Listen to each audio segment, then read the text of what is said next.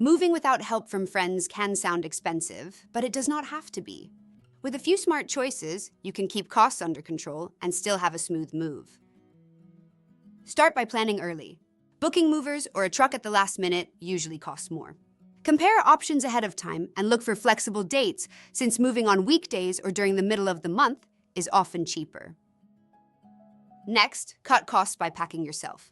Use what you already have, like suitcases, laundry baskets, and storage bins, instead of buying new boxes. Many local stores also give away free boxes if you ask. If you're handling the move on your own, think about renting a truck or using a portable storage container. These options can be more affordable than full-service movers, especially for shorter moves. Just be sure to choose the right size so you are not paying for extra space you do not need. Do not forget to reduce what you're moving. Selling or donating items you no longer use saves money on packing and transportation. Want more expert tips and free moving quotes?